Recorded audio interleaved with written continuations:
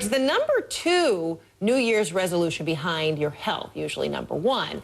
Your financial health, eliminating debt. We've got help for you from our financial expert, Karen Lee, up next.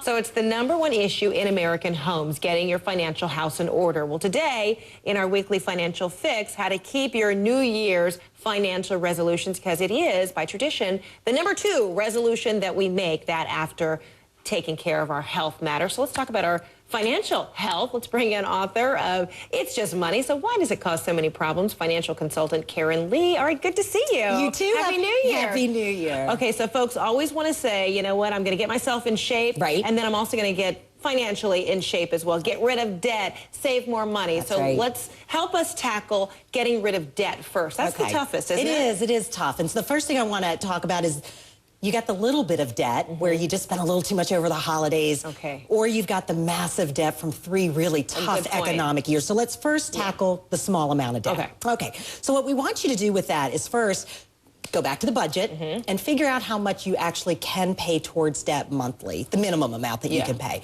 And then I'd like to see you set it up as an automatic payment from your online banking right to the credit. So that way, no excuses, you know, overspending, can't write out the check, da-da-da. That's right. If we wait to the end of the month, there's usually nothing left. So if you can automate it, and during that time, of course, freeze your credit, do the math, figure out how many months it's going to take, plan a little reward for yourself at the end, and hopefully you'll clear. When you say freeze your credit, you're just talking about self-discipline, or you're actually okay. Now, if you don't have self-discipline, enlist a friend to take your cards away from you. But yes, don't add anything more to that. Okay. But now let's talk about the big stuff. Probably more Americans, because it's been 3 really. Yeah, and a lot of people have been out of work, so they have borrowed, they've overspent just to survive. So they got massive debt. What I'm going to say to those people is, just like if you've got massive amounts of weight to lose, let's make a realistic goal. If this happened over a period of years, don't think you're going to pay it off in 6 months. So the first thing we want to do is, again, go back to the math, figure out how much monthly you can free up to put towards debt, and then figure out how long it's going to take and make the goal realistic. And if it's going to be a couple years. Yeah, sometimes that's the hard part, isn't it? Folks, you know, trying to figure out, how do I calculate, how do I do that? So that's another point I want to say. For people that really have lots of cards, lots of high interest rates, get some help. Seek a consumer credit counsel type firm. Often they can negotiate with the credit card companies for lower interest rates for you, as long as you're partnering with someone like that. Okay. And now you want to save money. Right. And you want to do this simultaneously if you can. It would be nice if you could. Okay.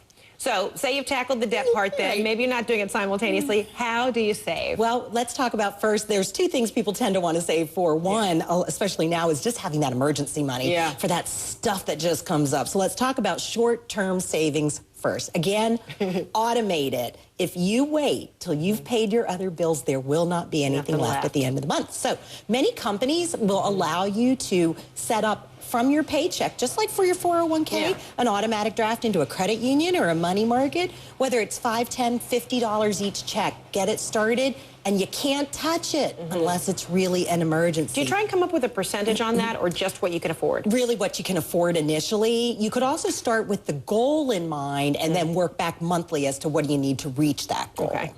Second one is those longer-term savings, and we've talked about this before, but of course the easiest way to save long-term for retirement is if your company has a 401k. That 401k stuff. Comes out pre-tax, before that check even hits your bank, and that is a good thing. So that's a little tax break too. If you're not investing in your company's 401k, start.